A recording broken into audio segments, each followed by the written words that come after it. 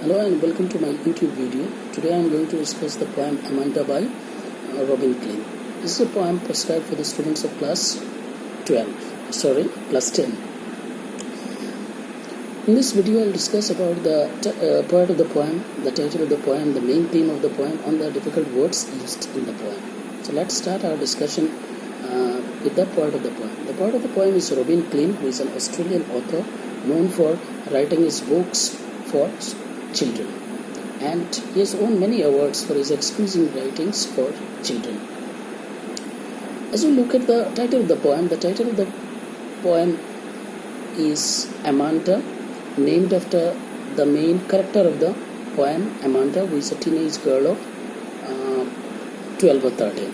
So we can say that Amanda is an eponymous character because her name is used in the title of the poem. Now let's discuss about the main theme of the poem. This poem is about the state of mind of a teenage girl named Amanda when her mother constantly scolds her, constantly stops her from doing this or that, constantly pesters her to do certain things, and how she feels that her freedom is curtailed.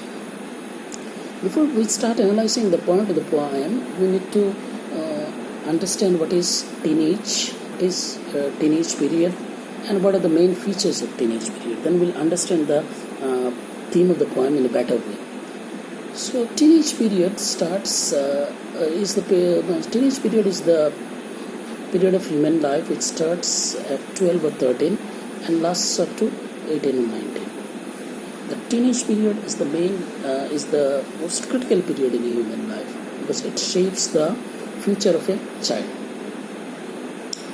So during this period, because since it is a very crucial period, so parental guidance, constant monitoring by teachers and elders is required for the better future of a child. Now let's discuss about the main characteristics of teenage period or adolescence period.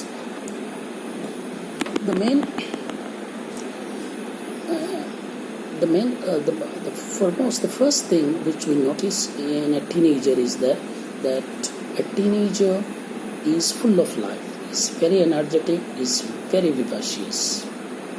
Secondly, during teenage, a teenager experiences maximum physical growth. He turns out to be an adult in terms of physique. But in contrast, his mental development is not so rapid, and that's why the child or the teenager goes through an emotional crisis during this period because of the incongruity between physical growth and mental development. Another feature of teenage period is that teenagers are emotionally very vulnerable, and they are emotionally very unstable. They are emotionally very vulnerable in the sense that they can be molded very easily. So that's why we see that during teenage period, many teenagers take to wine.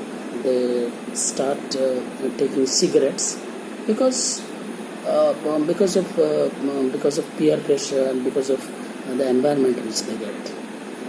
Again, teenagers are also mentally very unstable in the sense that if something goes against their wish, something which they dislike, some of them tend to be very aggressive, whereas there are others who will not express themselves. They will withdraw to their own world. Again, we find that teenagers develop the tendency of daydreaming. They start daydreaming when their wishes are not fulfilled. Teenagers tend to be also very aggressive, very rebellious in nature. So these are the traits of teenagers. Now let's see the poem. Let's discuss the poem in the light of all this discussion. Let's see what is there in the poem. So let's start with the first stanza. Don't bite your nails, Amanda. Don't hunch your shoulders, Amanda. Stop that slouching and sit up straight, Amanda. So the very first line of the poem begins with the imposition of a restriction. The speaker is asking Amanda not to bite her nails. All of us know that biting nails is a very bad habit. Amanda bites her nails, and mother, here the speaker is most probably a mother, asks her not to bite her nails. So it is a kind of restriction imposed on the girl. Then again in the second line we see again there is another kind of restriction imposed on the girl. Don't hunch your shoulders, Amanda. So what is the meaning of hunch? Hunch means to raise your shoulders and bend forward the upper part of your body. So in a sense you can say drooping. So our mother says that don't droop your shoulders, Amanda. Stop that slouching and sit up straight. Slouching means bending forwards. So mother says that don't bend forward, Amanda. Sit up straight.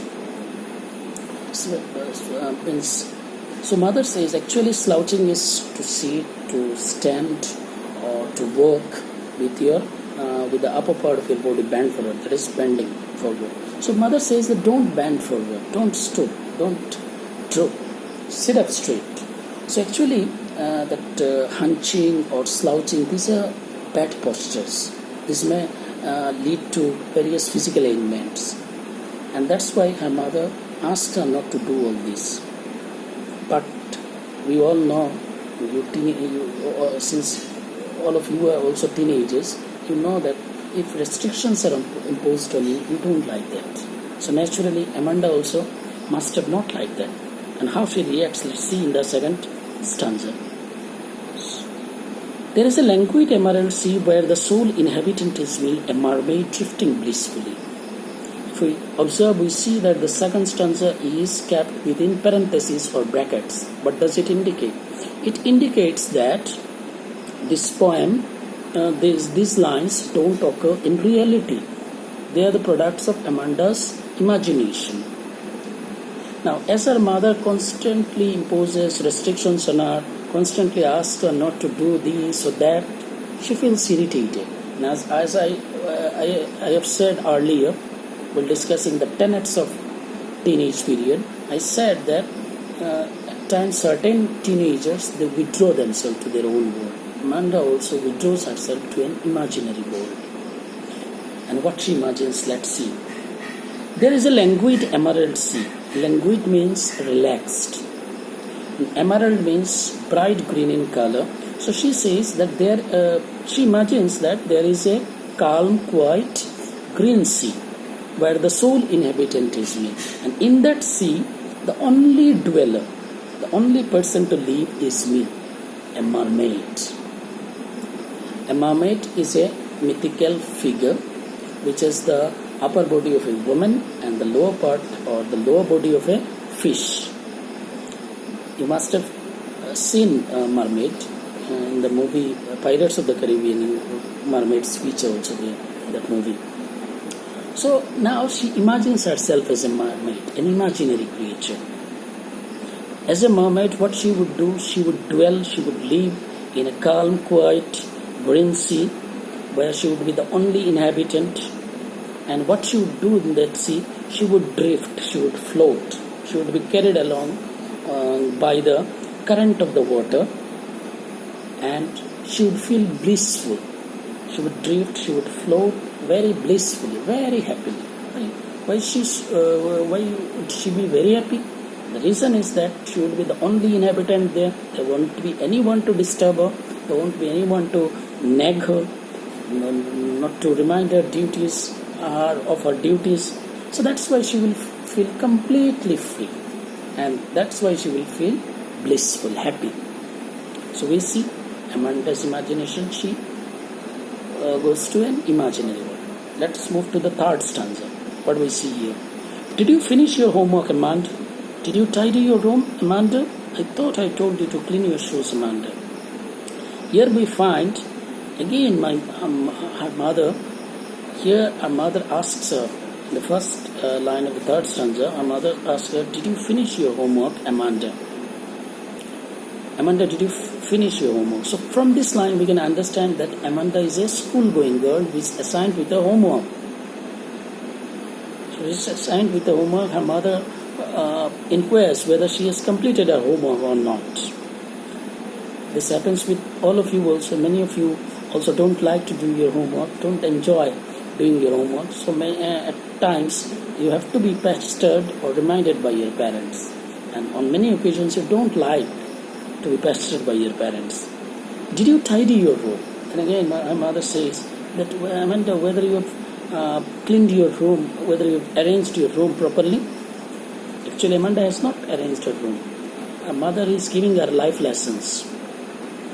I thought I told you to clean your shoes, Amanda. And then again, her mother reminds Amanda that she has asked her to clean her shoes. She has not cleaned her shoes yet, so she should clean her shoes. So in a sense, she gives her diktat to clean her shoes. So these are the life lessons given by a mother to her daughter, but the daughter doesn't like that. And how she reacts, let's see in the fourth stanza. I am an orphan roaming the street. I patterned soft dust with my hushed bare feet. The silence is golden, the freedom is sweet. Now here, earlier she imagined herself as a mermaid. Now here she imagines herself as an orphan. Who is an orphan? One who doesn't have parents, father and mother.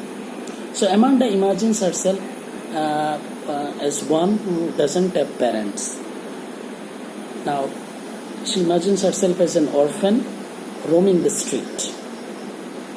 Roaming the street. Now she's an orphan, there is no one to stop her. So she imagines herself as an orphan roaming the street, loitering in the street, walking in the street freely. There is no one to stop her, there is no one to ask her not to go out and roam. And what she does as an orphan, I patterned soft dust with my hushed bare feet. She is barefooted, her feet is uncovered, and as she walks on the muddy road, she leaves imprints of her bare feet on the mud.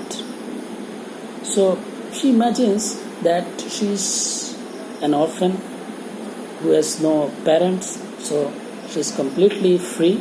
There is no one to ask her, there is no one to stop her. So she is free enough to roam in the street.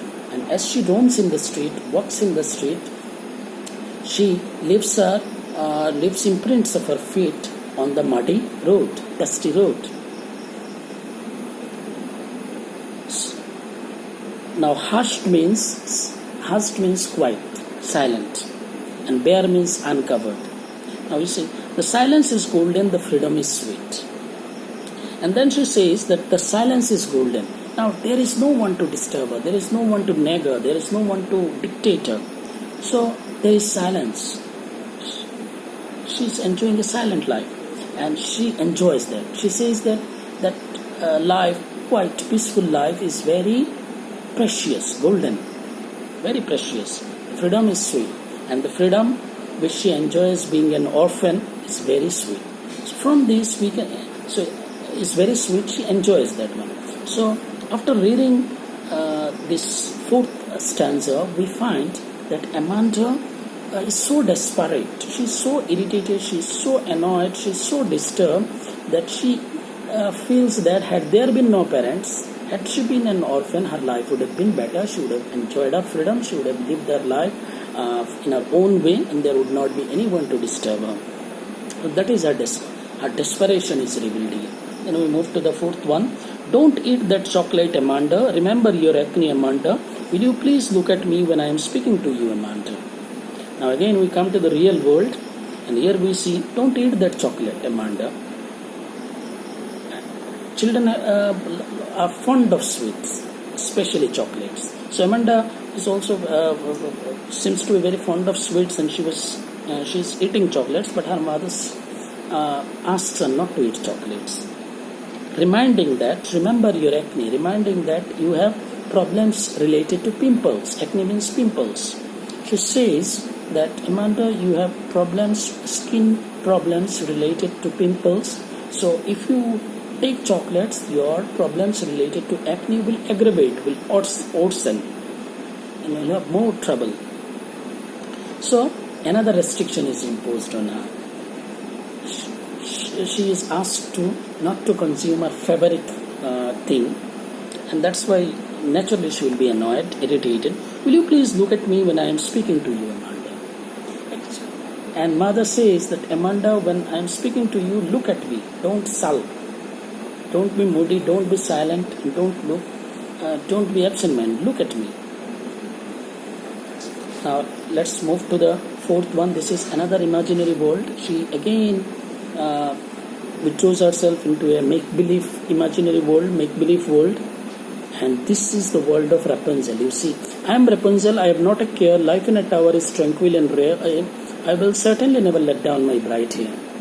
Now earlier we saw that she withdrew herself into the make-believe worlds of mermaid and then of orphan. Now she imagines herself as Rapunzel. Who is Rapunzel? Rapunzel is a famous German fairy tale character. Now, she was a girl with long golden hair, but she was locked up in a tower by a witch, and she used to stay on the top of the tower all alone.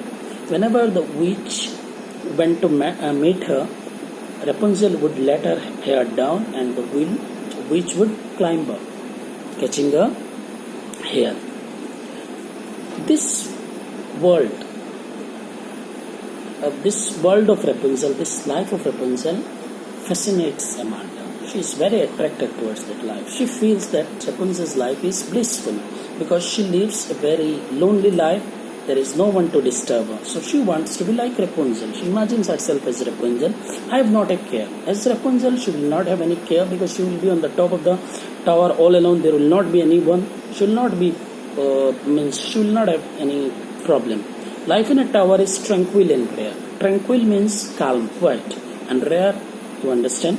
Now she says that as Rapunzel, she would live on the top of the tower, and that life will be very peaceful, calm life. There will not be anyone to disturb her. There will not be her parents to disturb her. Elders will not disturb her. She will be completely free. She will live a very solitary life there. So she says, I will certainly never let down my bright hair. Such is her longing for seclusion, longing for solitude, longing for loneliness, that she says that unlike Rapunzel, she won't let her hair down so that anyone could climb her, so that anyone could not climb her. So she said, I will certainly never let down my bright hair. She would not let down her golden hair so that anyone could climb her. So we see that she is her longing for freedom. Now let's move to the last one. Stop that sulking at once, Amanda. You are always so moody, Amanda. Anyone would think I nagged at you, Amanda. So her mother says that stop sulking. Stop being moodily very silent. When we sulk, when we are very annoyed, irritated, we don't express ourselves, we stop talking. So she says that stop sulking, Amanda. You are always so moody. You are always very moody, very temperamental. Anyone would think that I nagged at you. What is nagging at you? Nagging at you means to scold or to admonish someone by to irritate someone by constantly scolding someone. So she says that stop sulking. If you keep on sulking, people might think that I am constantly after you, I'm constantly nagging you, constantly scolding you, and that's why you are sulking. I have made life miserable for you, and that's why you are sulking. Actually, here her sulking is actually Amanda is lost in her thoughts, and that's why she doesn't pay attention to the words of the speaker, that is her mother, and that's why that absent-mindedness is mistaken for sulking by her mother. So we see that how the child reacts, the teenager reacts when she is constantly nagged, when she is constantly monitored, when she is constantly asked to do or not to do these things or not to do that thing. So she feels that her freedom is curtailed. She is not allowed to do certain things. She is annoyed, she is irritated, and that's why she has withdrawn herself to the imaginary world. So that's all about the poem. I hope you have understood the poem. Thank you very much.